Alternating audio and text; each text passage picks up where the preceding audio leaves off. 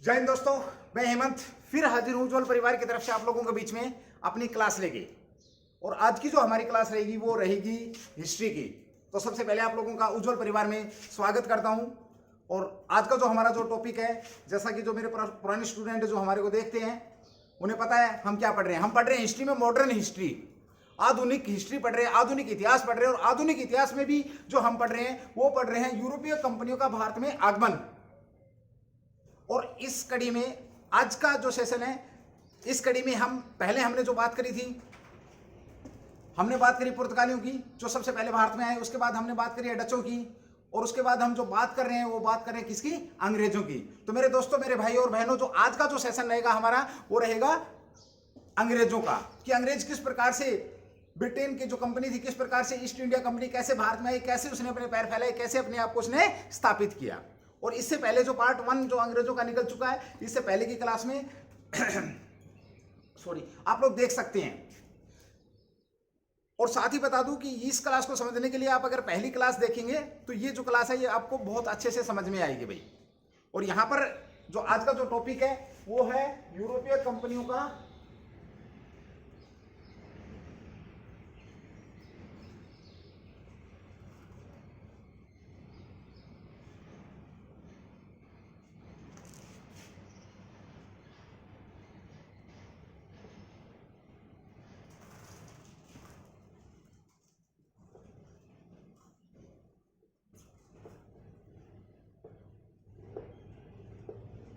हम पढ़ रहे हैं यूरोपीय कंपनियों का आगमन, आगमन का क्रम, जैसे कि पिछली क्लासों में निकल चुका है।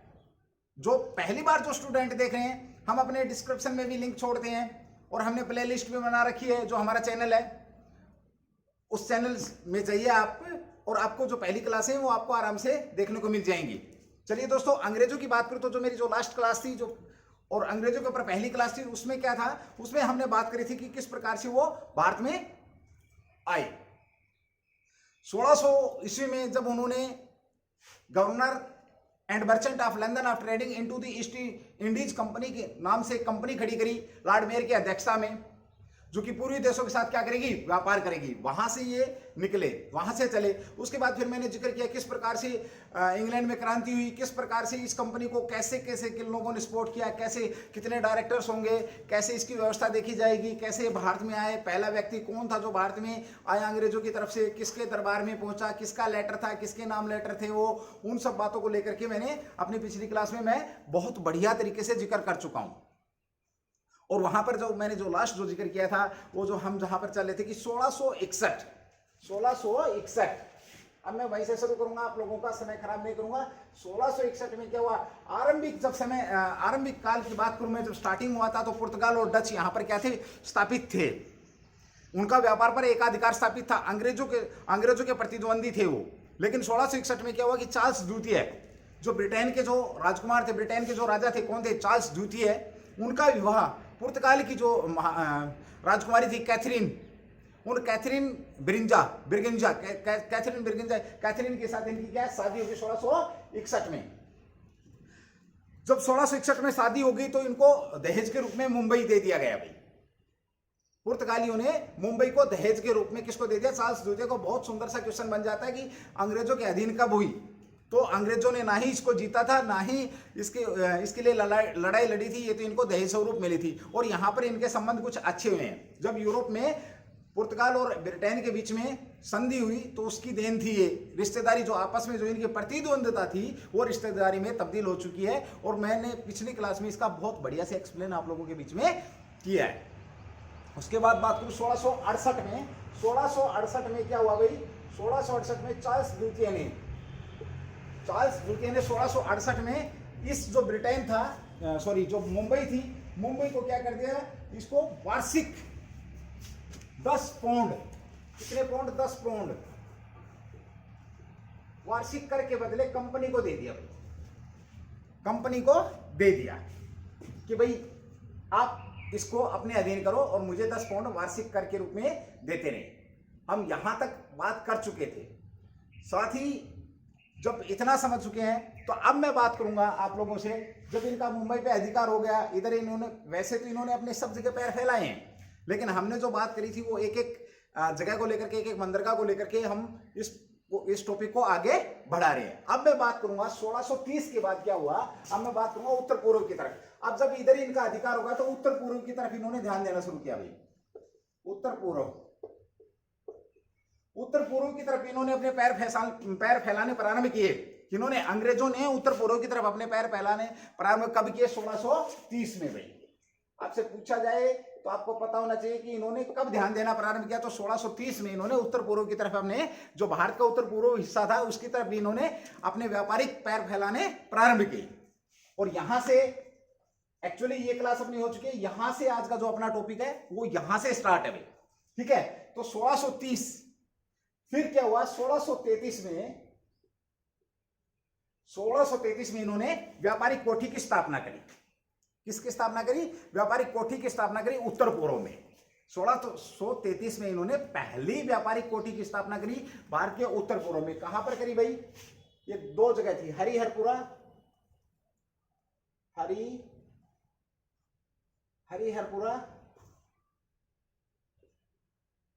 एक ये जगह थी, और दूसरी थी भाई बालासोर।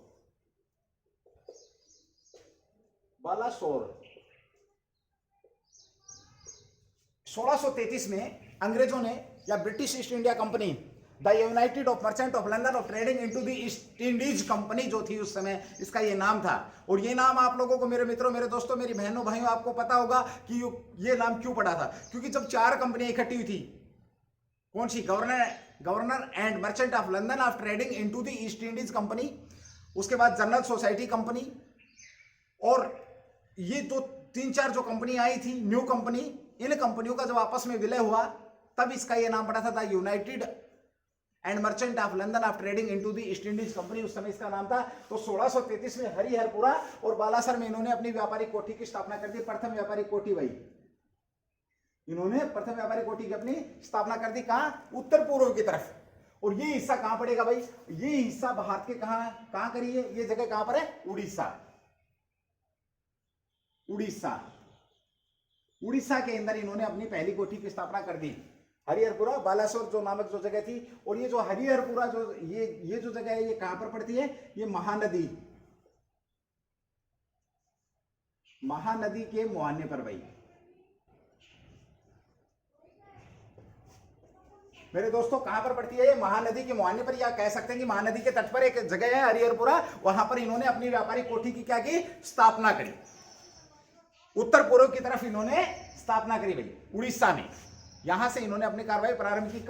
कब करी है? ये 1633 में। ध्यान देना, कब शुरू किया इन्होंने? 1630 में। ये ध्यान रखना। आपसे क्वेश्चन ये किया जा सकता है, देखिए क्वेश्चन किस प्रकार से पूछा जाएगा, मैं कॉन्सेप्ट क्लियर कराऊंगा और लास्ट में एंड देन जब हम पूरी इनका आगमन क्रम पढ़ लेंगे पूरा, तो मैं फिर क्वेश्चन फॉर्मेट के ऊपर भी 2-3 क्लासें आप लोगों के बीच में लेकर के आऊंगा। फिर भी मैं हर क्लास में बताता हूं कि किस प्रकार से क्वेश्चन, जैसे ये पूछा जाएगा, अंग्रेजों ने भारत के उत्तर पूर्व की तरफ ध्यान देना कब प्रारंभ किया? तो 1630 में। उत्तर पूर्व में पहली फैक्ट्री की, पहली व्यापारिक कोठी की स्थापना कब करी? तो 1633 में। कहां पर करी? हरिहर और बालासोर में की। कहां है ये? उड़ीसा। उड़ीसा में कौन सी नदी है? महानदी। ज्योग्राफी का क्वेश्चन भी क्लियर हो रहा है भैया आपका। उड़ीसा महानदी के मुहाने पर स्थित है। यहां तक आप लोगों को क्लियर हो गया। अब देखिए 1651 में क्या हुआ? एक और घटना हुई। 1651 में जो ब्रिटेन के जो लोग थे, जो ब्रिटिश ईस्ट इंडिया कंपनी के जो लोग थे, इन्होंने क्या किया? हुगली में अपनी व्यापारिक कोठी की क्या कर दी भाई? स्थापना कर दी। क्वेश्चन मेरा ये, हुगली कहां पर है? आप लोगों के लिए क्वेश्चन है, जैसा कि मैं हर क्लास के अंदर क्वेश्चन करता हूं, आप लोगों के लिए पहला क्वेश्चन निकल करके आ रहा है। इस क्लास में शायद मैं 2-3 क्वेश्चन आप लोगों के लिए छोड़ूं। और बहुत कम लोग हैं जो मेरे क्वेश्चन का रिप्लाई करते हैं। बड़ा दुख होता है, बड़ा फील होता है, बड़ा महसूस होता है, लेकिन आप लोगों को कोई फील महसूस नहीं होता। 2, 3, 4, 5, 7 लोग हैं जो क्वेश्चन का रिप्लाई करते हैं। अरे बड़ा अच्छा लगता है, ठीक है, एक ने कर दिया तो इसका मतलब ये नहीं कि आप कर रहे हैं तो आप उसका देख के कर रहे हैं। नहीं, आप एक बार कमेंट जरूर करेंगे, क्वेश्चन का आंसर रिप्लाई जरूर करेंगे यदि आप क्लास देखते हैं तो। ऐसा भी नहीं कि आप क्लास को स्किप करके देखें। ये कोई नोटंकी की वीडियो नहीं है, ये आपके भविष्य से जुड़ी वीडियो। जब लॉकडाउन के समय में हम लोग आपके सामने आने की कोशिश कर रहे हैं, वो कहावत सुनी होगी आप लोगों ने कि पैसा कुएं के पास आता है। यहां तो उल्टा है भाई, मैं खुद चल के आप लोगों के पास आ रहा हूं, नदी की तरह। जैसे नदी खुद पैसे के पास जाती है, तो चलिए दोस्तों, आप पढ़ेंगे, बहुत दिल लगा के पढ़ेंगे। अब वो समय गया, कोरोना, कोविड-19, ये वो फलाना ढिमकाना, ये चलता रहेगा, ये आम बात हो चुकी है अब। हालांकि ये अलग बात है कि दुनिया के 15 लाख से ज्यादा लोग इससे ग्रसित तो हो चुके हैं, इस रोग से, कोविड-19 जो कोविड-19 जो है उस बीमारी से ग्रसित हो चुके हैं। हम उस पर कुछ नहीं कर सकते, हम सिर्फ और सिर्फ अपनी गवर्नमेंट के जो ऑर्डर हैं वही फॉलो कर सकते हैं, उन्हीं को सोशल डिस्टेंसिंग करके हम अपने जो भी ऑर्डर आदेश होते हैं उनके अनुसार हम चलने की कोशिश कर सकते हैं। इसके अलावा अपना दवाई खोज सकते हैं ना और कुछ कर सकते हैं। ये जो काम कर रहे हैं, जो योद्धा लड़ रहे हैं, पुलिस वाले लड़ रहे हैं, मेरे मित्र मेरी बहनें जो पुलिस में है वो बहुत अच्छा काम कर रही है, जो डॉक्टर हैं, पैरामिलिट्री फोर्सेज हैं वो बहुत अच्छे काम कर रहे हैं, आर्मी बहुत अच्छा काम कर रही है, उसके बाद जो हेल्थ वर्कर है वो बहुत अच्छा काम कर रहे हैं, सफाई वाले बहुत अच्छा काम कर रहे हैं, पत्रकार हैं, जो हमारे जो मीडिया वाले हैं उन्होंने बहुत अच्छा काम किया इसके दौरान। तो आप भी अपना काम अच्छा कीजिए, घर पर बैठ के सिर्फ और सिर्फ चिंतन और मनन करने से कुछ नहीं होता। समय को खराब मत करिए मेरे दोस्तों। मैं बहुत बार उदाहरण देता हूं, समय कभी वापस नहीं आता है। मैं फिर बोल रहा हूं इस क्लास में कि मैं पूछूंगा, लॉकडाउन काटा या लॉकडाउन को तुमने काटा? लॉकडाउन के समय में जो समय मिला था उसका आपने क्या किया? सोच सोच के निकाल दिया या फिर उसका सदुपयोग किया? चलिए दोस्तों, थोड़ा सा आदत से मजबूर हूं मैं, कुछ ज्यादा ही अपनापन दिखा जाता हूं स्टूडेंट के साथ। हो सकता है किसी को कोई बात दिल में लग भी जाती होगी, अगर लग गई है तो ये भी प्रिंसिपल है, लगा के रखना उसको, ताकि आप उस बात के सारे आगे बढ़ो। ठीक है दोस्तों, चलो हमने बात करी 1651। क्वेश्चन क्या है मेरा, हुगली कहां पर है? हुगली कहां पर है? हुगली में इन्होंने अपनी 1651 में अपनी फैक्ट्री लगा दी। और उसी समय इन्होंने कहां पर और लगाई है फैक्ट्री? भाई ढाका में लगाई है, कासिम बाजार, पटना आदि जगह पर इन्होंने इस समय अपनी फैक्ट्रियां लगा दी हैं भाई, यह आप लोगों को पता होना चाहिए। अब इसके बाद क्या हुआ? 1658 में 1658 में क्या हुआ?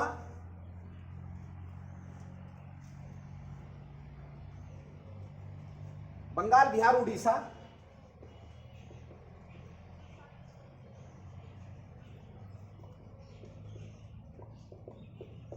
उड़ीसा और कोरोमंडल तट,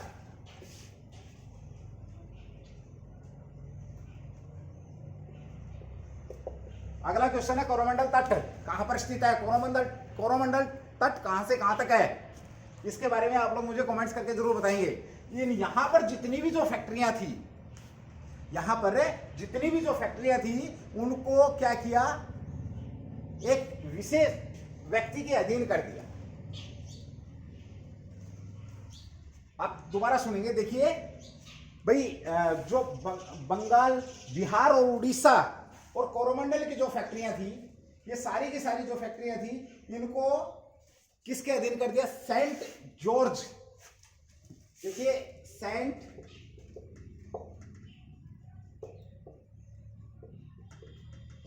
जॉर्ज फोर्ट के अधीन कर दिया। अब दोबारा सुनेंगे मेरी बात एक बार।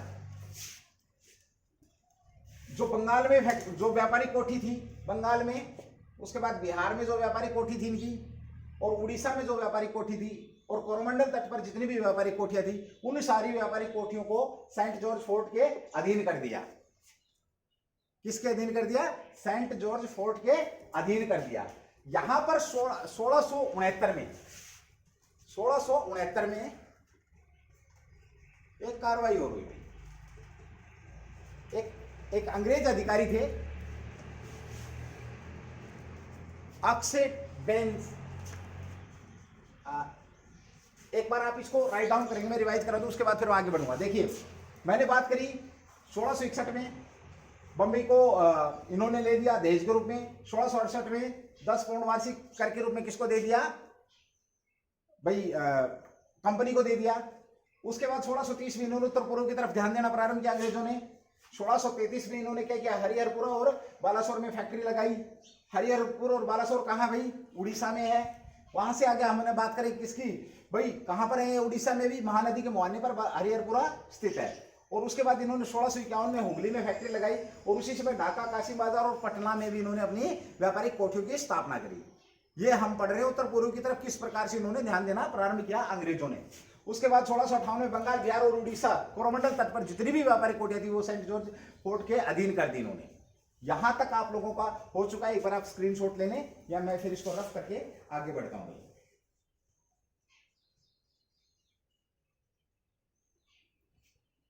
हो गया भाई, चलिए भाई।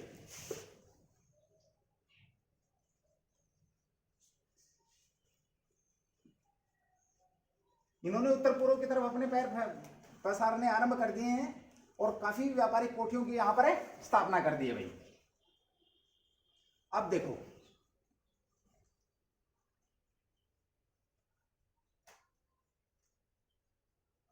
एक व्यक्ति थे 1669 में, जिसका मैं अब जिक्र कर रहा था। 1669 में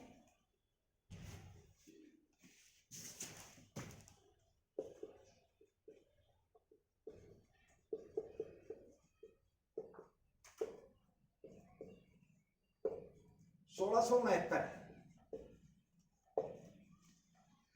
सौ उनहत्तर में जेराल्ड ओंगियार नाम के एक व्यक्ति थे। इनको क्या किया इन्होंने 1669 में सूरत के प्रेसिडेंट नियुक्त कर दिया भाई। प्रेसिडेंट सूरत का, कहां का? सूरत का प्रेसिडेंट नियुक्त कर दिया। अब सूरत का प्रेसिडेंट नियुक्त कर दिया और मुंबई का क्या कर दिया? गवर्नर। और मुंबई का क्या बना दिया इसको? गवर्नर भाई।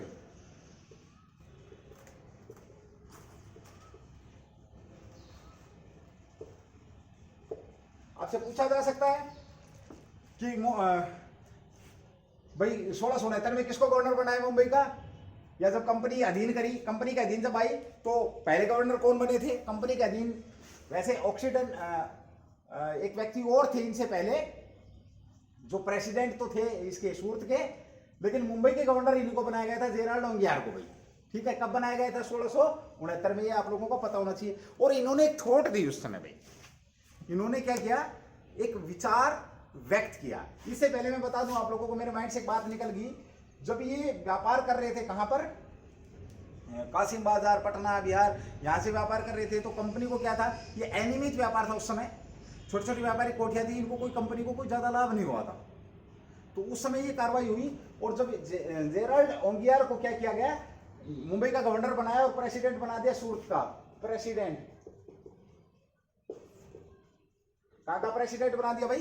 सूरत का बना दिया। तो इन्होंने एक अपनी थोट निकाल कर दी उस समय कंपनी को कि भाई अब समय का तकाजा है। देखिए क्या बोला इन्होंने, अब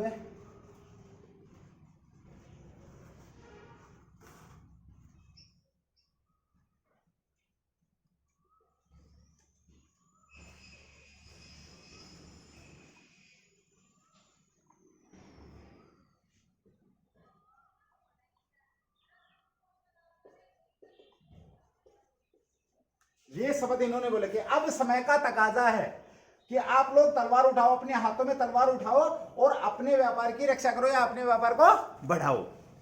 आपसे पूछा जा सकता है किसी हाई लेवल पे क्वेश्चन पूछा जा सकता है ये शब्द किसने दिए थे, या कंपनी को इसके लिए किसने मोटिवेट किया था कि आप लड़ाई के लिए तैयार रहिए, आप लड़ाई लड़िए, आप उठिए, आप बढ़िए, आप आगे बढ़िए, अपनी सेना तैयार करिए।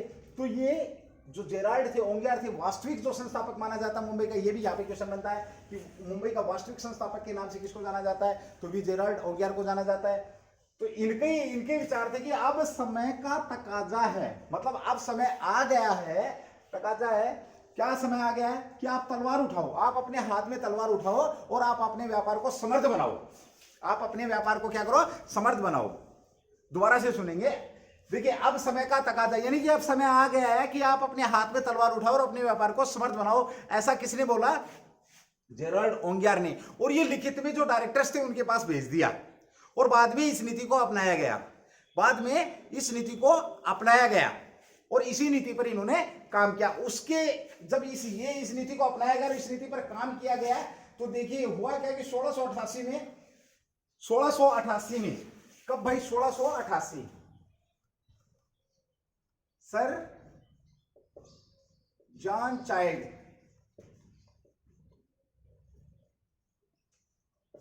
सर जॉन चाइल्ड ने क्या किया?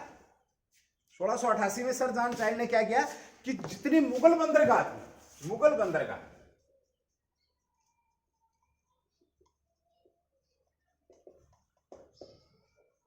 ध्यान से सुनना भाई, 1688 में सर जॉन चाइल्ड ने क्या किया, मुगल बंदरगाहों पर कब्जा कर लिया और वहां पर जो मुगल जहाज थे, मुगल बंदरगाहों पर हमला किया।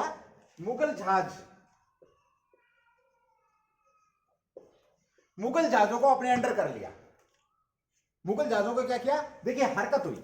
मैं देसी भाषा में बात करूं आप लोगों से, भाई 1669 में जेराल्ड आया, 1669 में जेराल्ड ओंगियार आया और इन्होंने बोला भाई तलवार उठाओ, अगर आपने अपने व्यापार को ठीक ढंग से करना था तलवार उठाइए।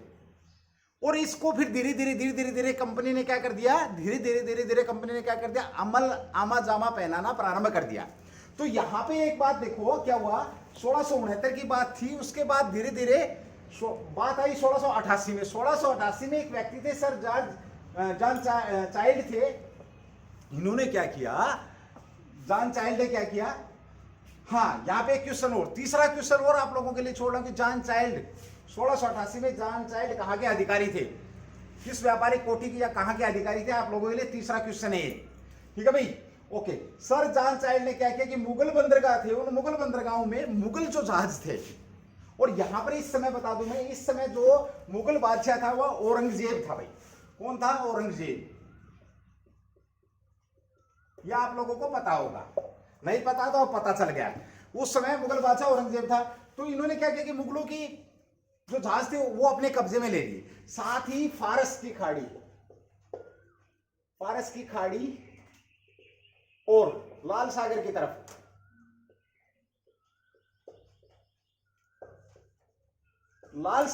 इन्होंने क्या किया, अपना कप्तान भेज दिया। फारस की खाड़ी और लाल सागर की तरफ अपना कप्तान भेज दिया। भाई किस लिए भेज दिया कि यहां से जो लोग मक्का जा रहे थे, मक्का मदीना का नाम आप लोगों ने सुना होगा, क्योंकि जो मुस्लिम लोग थे इनका धार्मिक स्थल है, वहां पर बहुत बड़ा विश्व लेवल का, आप लोग सब जानते हैं। मक्का की तरफ जो लोग जा रहे थे उनको क्या कर दिया, कब्जे में लेने के लिए वहां पर भेज दिया। जब ये बात कहां पर पहुंची, औरंगजेब के पास पहुंची, तो इसने क्या किया, हमला कर दिया। किस पर हमला कर दिया, सर जॉन चाइल्ड पर, और ये युद्ध हार गया। तो सर जॉन चाइल्ड ने क्या कर दी भाई, औरंगजेब को बोले भाई मुझे माफ कर दो। सर जॉन चाइल्ड ने क्या किया, औरंगजेब से माफी मांगी, और जितने जो मुगल जहाज थे, उन मुगल जहाजों पर जो कब्जा किया था, उन मुगल जहाजों को वापस औरंगजेब को दे दिया, और साथ में 1.5 लाख रुपए युद्ध का हर्जाना भरने की भी बात कही कि भाई ठीक है, मैं 1.5 लाख रुपए भी युद्ध का हर्जाना देता हूं। आप देखिए, इस बात को आप कहानी के तौर पे सुनेंगे तो कहानी बड़ी इंटरेस्टिंग लगती है। कहानी जब इंटरेस्टिंग लगती है तो वो कहानी, जैसे आप लोग मूवी देखते हैं और मूवी को बड़े ध्यान से देखते हैं, आप तो ये भी बता देंगे मूवी में कि हीरोइन कितने कपड़े बदल के आई है या हीरो कितनी बार कपड़े बदल के आया है एक गाने के अंदर, क्योंकि बड़े मजे से देखते हैं। तो मजे से देखना है, मजे से क्लास लेनी है, ये आपका भविष्य बनाएगी। देखिए क्या हुआ, 1688 में सर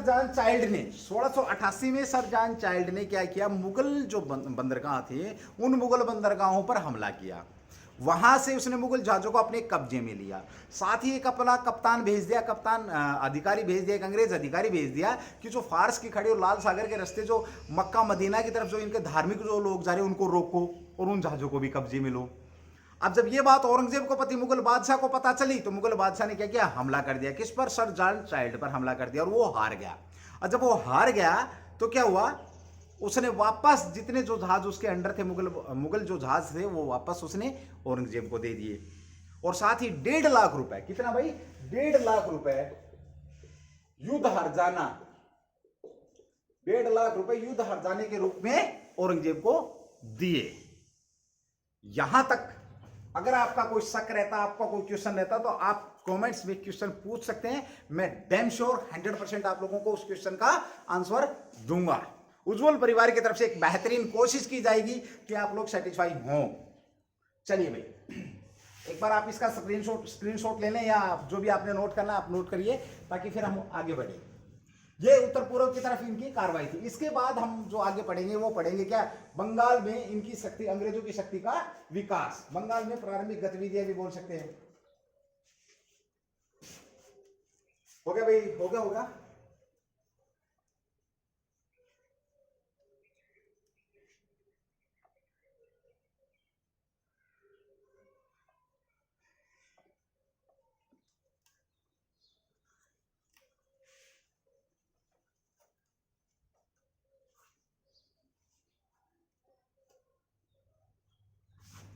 ओके दोस्तों, अब हम बात करेंगे, किसकी बात करेंगे? बंगाल में अंग्रेजी शक्ति का विकास।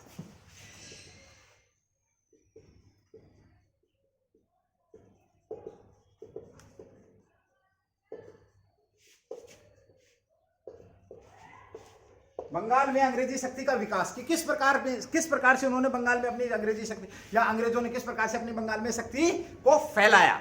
तो बात करूंगा सबसे पहले 1651 प्रारंभिक छूट। सबसे पहले बंगाल में व्यापार में जो छूट मिली थी 1651 में अंग्रेजों को मिली थी भाई। बंगाल में छूट, जो व्यापार में छूट मिली, बंगाल में व्यापार में छूट या व्यापार करने में छूट जो मिली थी भाई, या सुविधा भी कह सकते हैं 1651 में, या ये कह सकते हैं कि सबसे पहले बंगाल में व्यापार करने में सुविधा मिली या व्यापार करने में छूट मिली। कब मिली? 1651 में मिली। 1651 में क्या मिली? यहां पर एक सूबेदार थे बंगाल के, कौन थे? शाह सूजा। शाह सूजा नाम के एक सूबेदार थे भाई, सूबेदार साहब थे। कौन थे? सूबेदार साहब थे। अब इन सूबेदार साहब के साथ जी बाटन, ग्रेवियन बाटन, ग्रेवियन बाटन, पूरा नाम इनका ग्रेवियन बाटन नाम के एक चिकित्सक रहते थे। अब देखिए, मैंने क्या बोला? व्यापार में पहली बार छूट मिली। कब मिली पहली बार बंगाल में छूट इनको मिली? 1651 में मिली। अब मैं बात कर रहा हूं क्यों मिली। तो भाई 1651 में शाह सूजा नाम के एक सूबेदार थे बंगाल में, और उनके साथ एक व्यक्ति रहते थे, दरबारी चिकित्सक।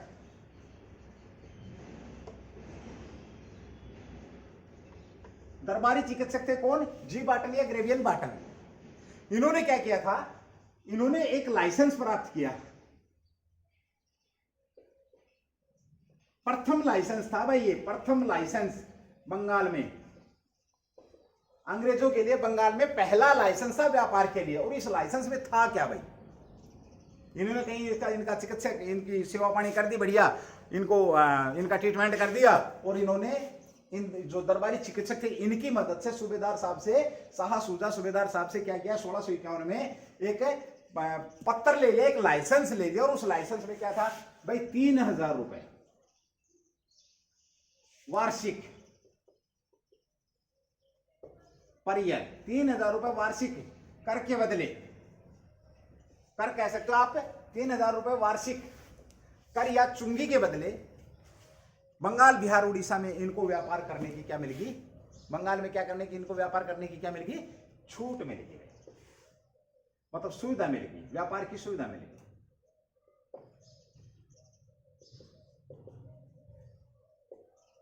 अब देखो भाई, समझने वाली बात यह है मेरे दोस्तों, मेरे मित्रों, मेरी बहनों, सबसे पहले मैं बताऊं, समझने वाली बात यह है कि भाई बंगाल में सबसे पहले कब छूट मिली। हमने जो मैंने टॉपिक का नाम दिया बंगाल में अंग्रेजी शक्ति का विकास। बंगाल में किस प्रकार से? तो बंगाल में जब इन्होंने प्रारंभ किया, बंगाल में व्यापारिक शक्तियां, व्यापारिक कोठियां जब इन्होंने बनाई, तो सबसे पहले इनको छूट मिली। कब मिली? 1651 में छूट मिली। 1651 में क्या छूट मिली? किसकी वजह से मिली? क्यों मिली? देखिए 1651 में शाह सूजा नाम के एक सूबेदार साहब होते थे। वो सूबेदार साहब, उनके साथ एक दरबार में चिकित्सक रहता था, ग्रेवियन वाटन, जी वाटन नाम के एक जो चिकित्सक थे। उनकी वजह से इन्होंने एक लाइसेंस प्राप्त किया अंग्रेजों ने, और उस लाइसेंस में 3000 रुपए वार्षिक कर या चुंगी के बदले इनको बंगाल, बिहार, उड़ीसा में व्यापार करने की क्या मिल गई? छूट मिल गई, या एक प्रकार से पहला फरमान मिल गया भाई।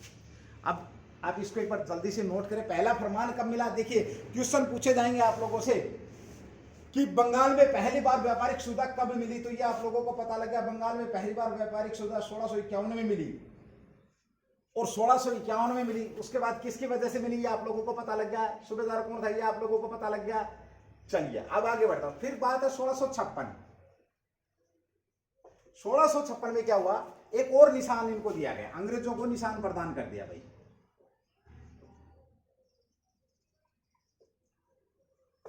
1656 में अंग्रेजों को निशान प्रदान कर दिया गया। 1656 में निशान प्रदान कर दिया गया। इस निशान में क्या था, या इस पत्र में या इस लाइसेंस में क्या था? इसमें भी सेम बात लिखी हुई थी। इस बात को दोहराया गया था, इस बात को दोहराया गया था, और इन्हें कुछ और छूट दी गई थी भाई।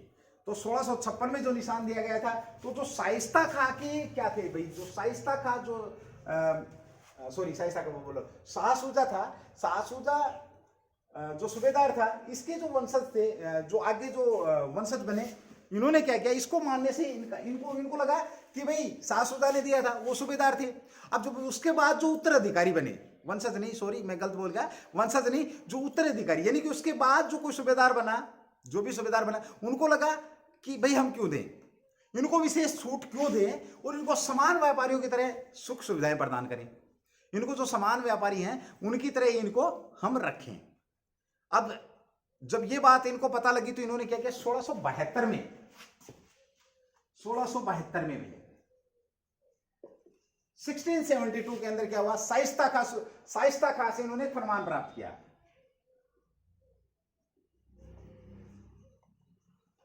किससे फरमान प्राप्त किया, शाइस्ता खां से फरमान प्राप्त किया। और उस फरमान में बंगाल, बिहार, उड़ीसा में, कहां पर, बंगाल, बिहार और उड़ीसा में मुक्त व्यापार करने की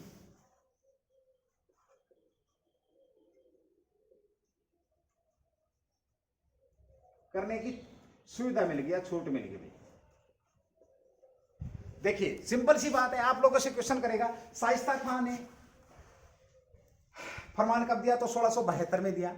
और उसमें भी इनको क्या, मुक्त व्यापार, वार्षिक चुंगी के बदले इनको क्या दे दिया, मुक्त व्यापार करने की क्या दे दी, परमिशन दे दी 1672 में। आप एक बार इसका स्क्रीनशॉट लेंगे या नोट करेंगे ताकि फिर मैं आगे बढ़ूं। देखिए 1680 में जो मुगल बादशाह थे, 1680 में उन्होंने भी कुछ दिया है, आगे बात कर रहा हूं मैं, 1680 में दिया। उसके बाद 1686 में भी कार्रवाई हुई है, तो वो सारी हम बातें करते रहेंगे। आप एक बार इसको जल्दी से नोट करें ताकि मैं आपको आगे करा सकूं, क्योंकि मेरा टाइम मुझे इजाजत नहीं दे रहा भाई।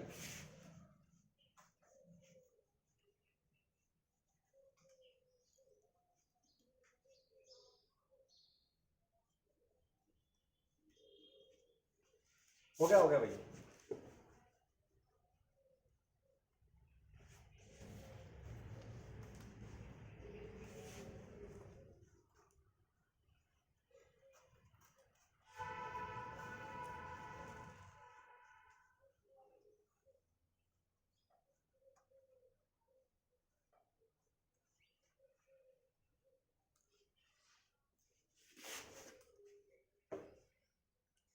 ओके दोस्तों, मैं एक बार, देखिए आप लोगों को एक बार जिनके जो पिछली क्लास पे कमेंट्स थे, मैं एक बार उन लोगों का नाम लेना चाहूँगा, क्योंकि आप लोग अगर आप लोगों को सजेशन देना तो आप प्लीज़ कृपया करके कमेंट्स करके दे सकते हैं।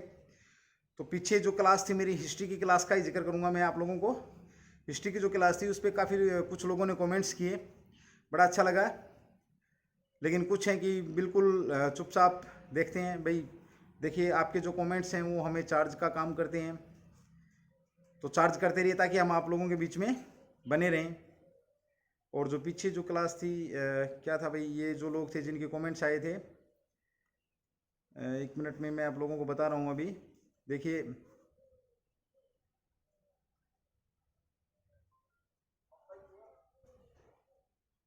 हाँ भाई, ये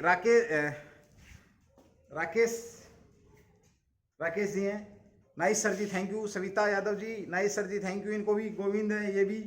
उसके बाद है ये परवीन जांगरा, ओके, ये वही है जो पहले जिन्होंने भेजी थी।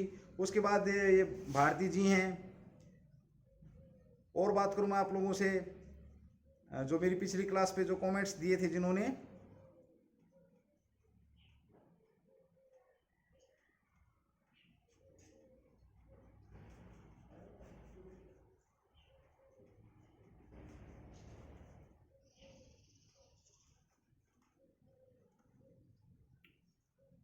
एक मिनट भाई, सॉरी फॉर डिस्टर्बेंस, माफ़ी चाहूँगा आप लोगों से मैं।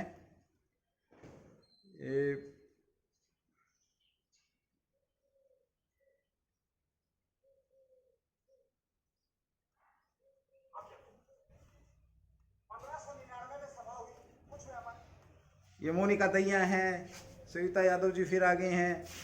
ये जिनके कमेंट्स हैं उन कमेंट्सों में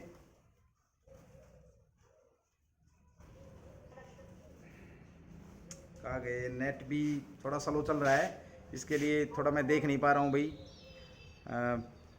टेक्निकल प्रॉब्लम चल रही है इस वजह से। लेकिन फिर भी मैं यहाँ पे चाह रहा था कि मैं आप लोगों के बीच में उन लोगों को शेयर करूँ। मोनिका दैया, वेरी नाइस सर जी क्लास। मोनिका दैया, इनका दूसरा सुदेश परमार हैं, इन्होंने भी बताया भाई, बढ़िया है, नाइस लिखा है। उसके बाद ये शिव कुमार हैं, इनकी तरफ से thank you so much sir, very nice video. Savita excellent sir ji, thank you. Vijendra हैं, इनका भी भाई super class sir ji, thank you. ये बहुत सारे लोग हैं, गोविंद हैं, काफ़ी जो लोग हैं जिनकी मैं देख नहीं पा रहा, नेट थोड़ा स्लो चल रहा है, इस वजह से मैं आप लोगों के बीच में कमेंट्स वालों के पूरे नाम नहीं ले पाऊंगा। फिर भी कुछ लोग कर रहे हैं, जैसे कि मैंने बताया था, कुछ 8-10 जो 15-20 जो लोग हैं जो कमेंट्स करते रहते हैं। अंकित हैं, उसका भी कमेंट्स आया। तो जो लोग देखते हैं, ढंग से देखते हैं, वो कमेंट्स करेंगे। जो लोग देखते नहीं, जो पढ़ते नहीं, वो क्या कमेंट्स करेंगे भाई, ये तो आप लोगों को भी पता। चलिए दोस्तों, आप लोगों की 2 मिनट मैंने खराब कर दी, कोई बात नहीं, फिर भी मैं बात करूंगा अब क्योंकि 1680 हम आगे बढ़ेंगे अपने टॉपिक पे। 1680 में क्या हुआ, मुगल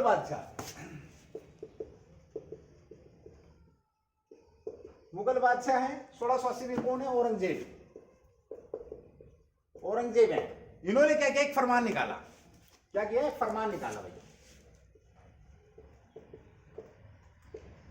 देखिए यहां पे आपसे पूछा जाएगा, पहला फरमान इन्होंने कब 1651 में प्राप्त किया था, 3000 के बदले दूसरा फरमान कब प्राप्त किया इन्होंने, दूसरा निशान मिला था इनको 1656 में। उसके बाद 1672 में शाइस्ता खां से इनको मुक्त व्यापार करने की अनुमति मिल गई थी। उसके बाद 1680 में हम बात कर रहे हैं बंगाल में किस प्रकार इन्होंने अपनी शक्ति का विकास किया। तो 1680 में इनको मुगल बादशाह की तरफ से एक फरमान मिला, और उस फरमान में क्या बोला गया कि भाई इनको चुंगी के लिए, अंग्रेजों को चुंगी के लिए कोई व्यक्ति परेशान नहीं करेगा, चुंगी के लिए कोई व्यक्ति परेशान नहीं करेगा। ऐसा इन्होंने 1680 वाले फरमान के अंदर, मुगल बादशाह का फरमान था।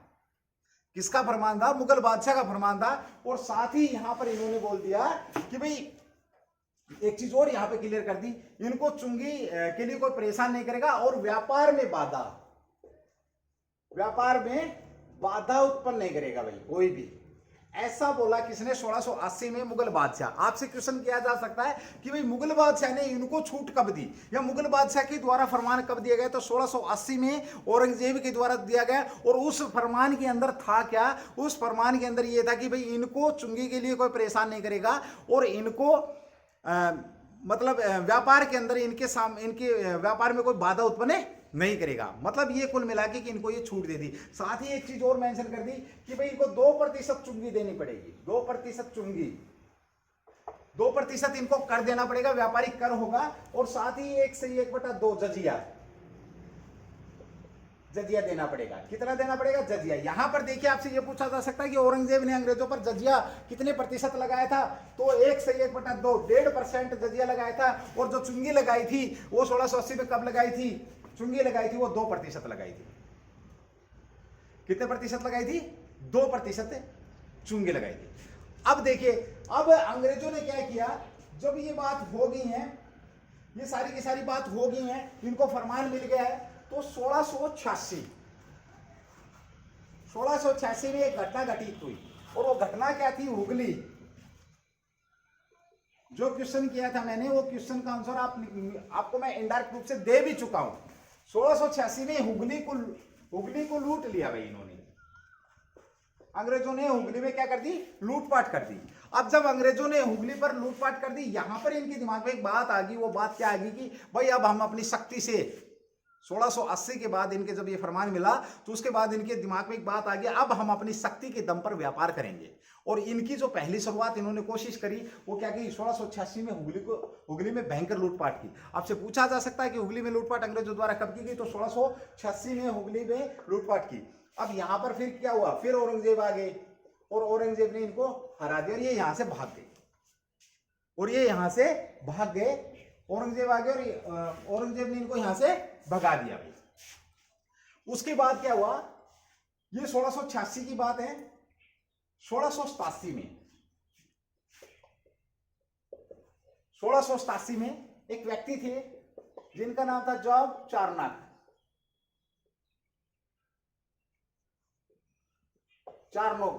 जॉब चार्नक नाम के एक व्यक्ति थे। कई बार क्वेश्चन आ जा सकता है, आता भी है कि कलकत्ता को किसने बसाया था? तो जॉब चार्नक ने। अब यहां पे क्या हुआ, जब ये भाग गया, डिस्प्यूट पैदा हो गया मुगलों में और अंग्रेजों में, तो ये जो जॉब चार्नक थे इन्होंने क्या किया? समझौते की बातचीत चलाई। और 1687 में शरद ऋतु में क्या हुआ? शरद ऋतु में इनको सुल्तानाती में आने की परमिशन मिल गई भाई। कहां पर, बड़े ध्यान से सुनना भाई, सुल्तानाती,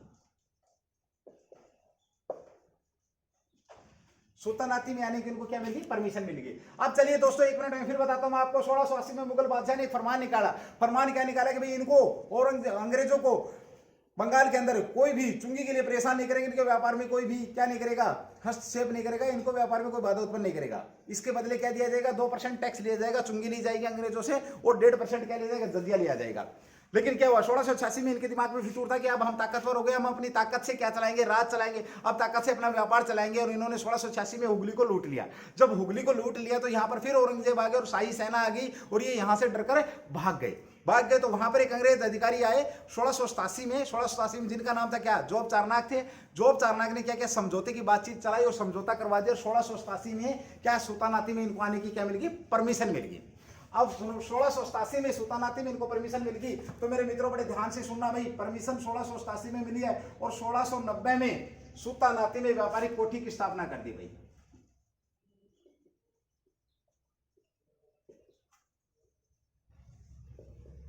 व्यापारिक कोठी की स्थापना कर दी 1690 में जोब चारनाक ने, 1687 में। और ब्रिटिश भारत की क्या बोलूं मैं, ब्रिटिश भारत की जो राजधानी की नींव रख दी गई। मेरे मित्रों आपसे पूछा जा सकता है, ब्रिटिश भारत की राजधानी की नींव कब रखी गई, तो 1690 में रखी गई। किसने रखी 1690 में ब्रिटिश भारत की राजधानी, आर्थिक राजधानी की नींव रख दी गई। कब रखी, 1690 में रखी। किसने रखी, जोब चारनाक ने रखी। कहां पर रखी, सुल्तानाती में रखी, जिसका कि आधुनिक नाम क्या है, सुल्तानाती कोलकाता और गोविंदपुर को मिलाकर के जो कलकत्ता के नाम से, कलकत्ता के नाम से हम जिसको जानते हैं भाई। यह आप लोगों को यहां तक क्लियर हो गया है। आप लोग एक बार इसका राइट डाउन करें ताकि मैं आगे बढ़ूं, या फिर मैं इसको थोड़ा सा आगे रफ करके चलता हूं भाई। 1690 में आप लोगों को पता लग गया कि 1690 में क्या हुआ। 1690 में इन्होंने अपनी व्यापारिक कोठी की स्थापना कर दी भाई। चलिए भाई मैं इसको रफ कर रहा हूं एक बार।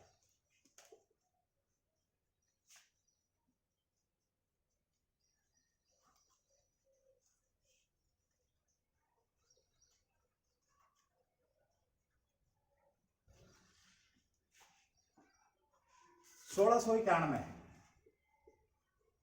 इक्यानवे इब्राहिम खां,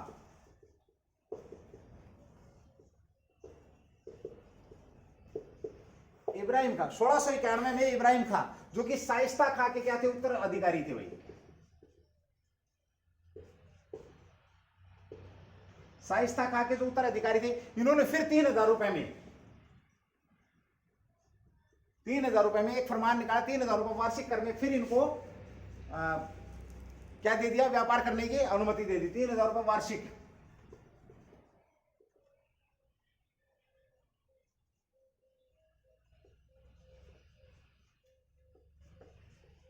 ₹3000 वार्षिक अनुमति प्रदान कर दी गई। अब देखो भाई, दिमाग घूम रहा होगा कि सर बार बार मतलब वही 3000 वाली बात। अलग अलग लोगों ने अलग अलग जो जैसे जिनके जो उत्तराधिकारी आए, उन्होंने अपने अपने फरमान निकाले और उस हिसाब से इनको क्या परमिशन दे दी व्यापार करने की। तो 1691 में जो शाइस्ता खां के उत्तराधिकारी थे, कौन थे, इब्राहिम खां थे। इब्राहिम खां ने 3000 रुपए में इस फरमान के तहत क्या दे दिया, इसको अनुमति दे दी व्यापार करने की। अब यहाँ पे जो मोस्ट इंपोर्टेंट बात है वो क्या है, वो ये है भाई, देखिए एक व्यक्ति था बर्धमान डिस्ट्रिक्ट, बर्धमान जिले का एक व्यक्ति था, या एक जमींदार कह सकते हैं, जिले का एक जमींदार था। क्या नाम था उसका, सोभा सिंह। सोभा सिंह ने क्या किया, अंग्रेजों का विरोध किया। बर्धमान जिले के एक जमींदार थे सोभा सिंह। सोभा सिंह ने क्या किया, विरोध किया। किसका भाई, अंग्रेजों का विरोध किया। अब जब विरोध किया तो इस विरोध के चलते इनको एक परमिशन मिल गई। किस चीज की परमिशन मिल गई भाई, किलाबंद व्यापारिक कोठी की।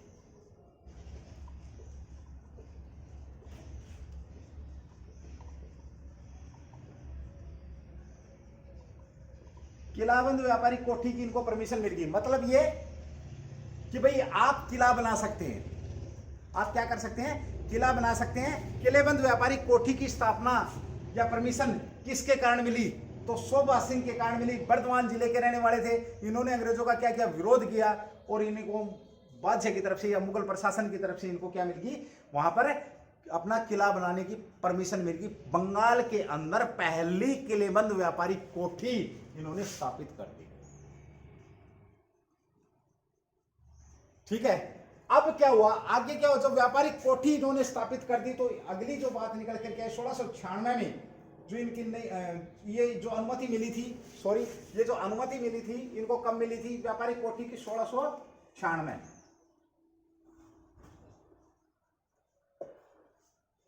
1696 में इनको क्या व्यापारिक किलेबंद कोठी की स्थापना करने की इनको अनुमति मिली। अब देखिए दोस्तों, एक व्यापारी थे, व्यापारियों ने किस प्रकार से बंगाल के अंदर आए, 1651 से उन्होंने प्रारंभ किया। एक बार मैं रिवाइज करा दूं, फिर मैं आगे बढ़ूंगा। देखिए मोटे तौर पे बात बताऊं, मैंने बताने को तो आप लोगों को बहुत कुछ पता है। देखिए 1651 में फरमान लिया इन्होंने 3000 का, उसके बाद 1656 में फिर वही रिवाइज किया गया, उसके बाद 1672 में शाइस्ता खां से, 1680 में इन्होंने मुगल बादशाह से लिया, उसके बाद फिर 1690 में इनको जब इन 1686 में, यस 1686 में जब इन्होंने हुगली को लूटा, युद्ध हुआ तो ये भाग खड़े हुए। उसके बाद जोब चारनाक की वजह से ये 1687 में फिर वापस सुल्तानाती में आने की इनको परमिशन मिल गई। सुल्तानाती में इन्होंने व्यापारिक कोठी की स्थापना कर दी। यहाँ पर क्या हुआ, एक शोभा सिंह नाम के जो व्यक्ति थे ये अंग्रेजों के विरोधी रहे, इनके डर की वजह से इनको परमिशन मिल गई। 1696 में व्यापारिक किलेबंद कोठी की परमिशन मिल गई और इन्होंने क्या कर लिया, किला बना लिया, अपना किला बना लिया। साथ ही देखिए इन्होंने 3 गांवों की जमींदारी भी ली, 3 गांवों की जमींदारी प्राप्त करने में सफल हुए। कौन कौन से, सुल्तानाती, कोलिकता, गोविंदपुर।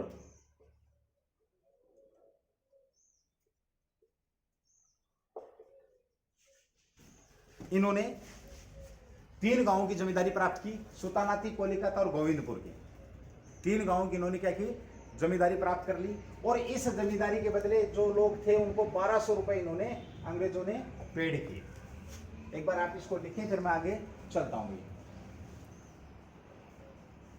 हाँ, यहाँ पे एक चीज लिखें, जो किलाबंद जो व्यापारिक कोठी इन्होंने जो स्थापना की थी उसका नाम था फोर्ट विलियम।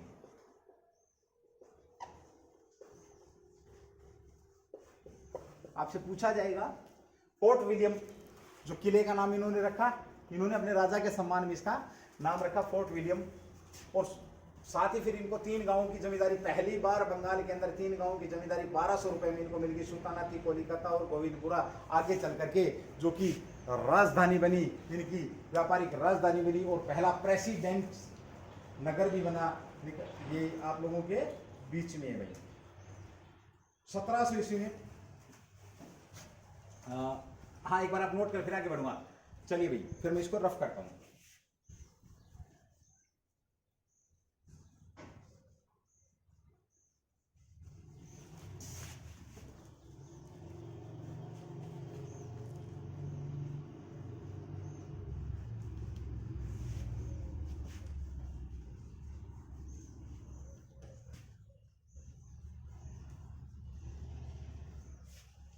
अब देखिए दोस्तों,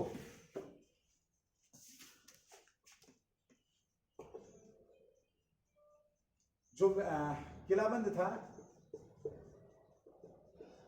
किलाबंद कोठी थी, पहला प्रेसिडेंट नगर घोषित किया गया इसे।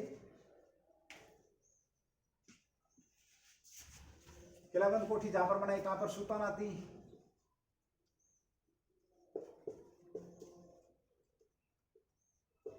पहला प्रेसिडेंट नगर, पहला प्रेसिडेंट नगर घोषित किया इसको कब, 1700 में भाई। पहला प्रेसिडेंट नगर कब घोषित किया गया इसको, 1700 में। और इसमें 2 गांव और मिला दिए गए थे, कोलिकता और क्या मिलाए गए बाद में, जब इनको जमींदारी प्राप्त हुई थी कोलिकता की, और कहां की प्राप्त हुई थी भाई, गोविंदपुर की। और जो इसके चार्ल्स अय्यर जो पहले प्रेसिडेंट बने, देखिए पहले प्रेसिडेंट चार्ल्स अय्यर पहले प्रेसिडेंट बने, चार्ल्स अय्यर। अब आप लोगों से जो क्वेश्चन किया जाएगा वो किया जाएगा कि बंगाल के अंदर पहला प्रेसिडेंट नगर कौन सा बना था, तो सुल्तानाती और जो कोलकाता को लेकर के जो 3 गांवों को लेकर के जो गांव बसाया था, जहां पर फोर्ट विलियम व्यापारिक कोठी का नाम क्या था? Fort William. फोर्ट विलियम को क्या घोषित कर दिया इन्होंने? प्रेसिडेंट नगर। और पहले प्रेसिडेंट कौन बने थे इसके? Charles Eyre. चार्ल्स आयर बने। और मेरे मित्रों लास्ट बात ये है, जब चार्ल्स आयर इसके पहले प्रेसिडेंट हुए और घोषित किया गया इसको किलाबंद व्यावसायिक कोठी को, और सन 1774 से बता दूं मैं आप लोगों को, जो 3 नगर थे, सुल्तानाती, कोलकाता, गोविंदपुरा, जिसको वर्तमान में कलकत्ता के नाम से जाना जाता है, ये 1774 से लेकर के और 1911 तक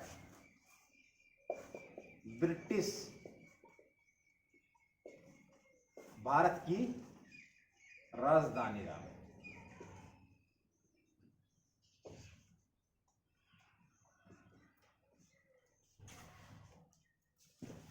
आप देखो दोस्तों, भाई 1686 में हुगली पर इन्होंने क्या किया? लूटपाट की। ध्यान से समझना, समझ में आ जाएगा आप लोगों के। 1686 में हुगली पर लूटपाट की, और इस वजह, मैं रिवाइज करा रहा हूँ भाई, 1686 में हुगली में लूटपाट की। इस वजह से औरंगजेब की जो बादशाही सेना थी वो वहाँ पे पहुंची, यहाँ से भाग गए। तो उसके बाद जोब चारनाक की वजह से समझौता हुआ, और 1687 ईस्वी में इनको सुल्तानाती में आने की परमिशन मिल गई। सुल्तानाती में आने की जब इनको परमिशन मिल गई तो बाद में इन्होंने क्या किया? जमींदारी ले ली। सुल्तानाती, कोलकाता और गोविंदपुर की जमींदारी ले ली। अब वहाँ पे क्या हुआ? इनका एक विरोधी व्यक्ति था। कौन था? शोभा सिंह, बर्धमान जिले का एक जमींदार था जो कि इनका विरोध करता था। उस विरोध के चलते इनको एक परमिशन मिल गई, कौन सी? व्यापारिक कोठी को किलेबंद बनाने की, जिसका कि नाम फोर्ट विलियम रखा गया। इन्होंने अपने सम्राट के सम्मान में उसका नाम क्या रखा? Fort William. यानी इनकी पहली जो व्यावसायिक किलेबंद जो कोठी थी उसका नाम क्या था, ऐसा भी पूछा जा सकता, तो फोर्ट विलियम उसका नाम था। कब बना भाई? ये 1696 ईस्वी में। और 1700 ईस्वी में इसको क्या घोषित कर दिया गया? इस फोर्ट विलियम जो कोठी, किलेबंद कोठी थी, इसको प्रेसिडेंट नगर घोषित कर दिया गया। और जो पहले इसके प्रेसिडेंट बने, वो प्रेसिडेंट कौन बने थे? चार्ल्स आयर इसके प्रेसिडेंट बने थे। और मेरे दोस्तों बात ध्यान देने वाली ये है, जो ये तीनों जगहों को मिलकर के जो ये बना था, जो फोर्ट विलियम जहां पर स्थापित किया गया था, और इनकी जो व्यापारिक कोठियां थी, इनको क्या कर दिया गया? इनको इकट्ठा करके इनको बना दिया गया क्या? ब्रिटिश भारत की राजधानी। तो आपसे यह पूछा जा सकता है कि कलकत्ता ब्रिटिश भारत की राजधानी कब बना? तो कलकत्ता जब ब्रिटिश भारत की जो राजधानी थी वो कब बना मेरे मित्रों? 1774 में। और कब तक रहा? 1911 तक वो ब्रिटिश भारत की राजधानी रहा। यहां पर इसमें अगर आप लोगों का कोई शक है तो आप लोग पूछ सकते हैं भाई, कोई और किसी किस्म का कोई आपका अगर क्वेश्चन होता है तो आप लोग जरूर करें, ताकि जिसका मैं आप लोगों को रिप्लाई दूं। ये बात आप लोगों को पता होनी चाहिए भाई। जितनी जो मैंने आपको पढ़ा है, एक बार आप लोग रिवाइज करते रहेंगे, पढ़ते रहेंगे, तो आपको बहुत सारी जानकारियां मिलती रहेंगी भाई। और बता दूं मैं आप लोगों को, जो जमींदारी जो प्राप्त करी थी वो अजीम उस शान, एक मेरा ये रह गया एक क्वेश्चन, बहुत बढ़िया क्वेश्चन है। अजीम उस शान मेरे दिमाग से निकल गया था भाई। देखिए, अजीम उस शान नामक एक जो बंगाल, ये कौन थे? बंगाल के सूबेदार थे भाई।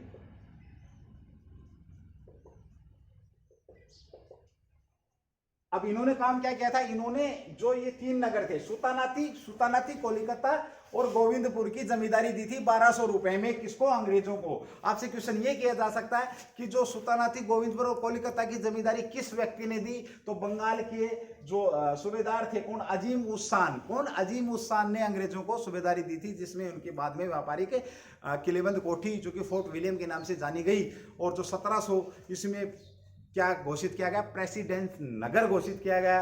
और 1774 से लेकर के 1911 तक ये क्या रहा? राजधानी रहा। यहाँ पर मेरे दोस्तों क्लास बहुत लंबी खिंच चुकी है, यहाँ पर मैं आप लोगों का रिवाइज नहीं करवा पाऊंगा पूरा टोटल, जो मैं एंड में रिवाइज कराता हूँ।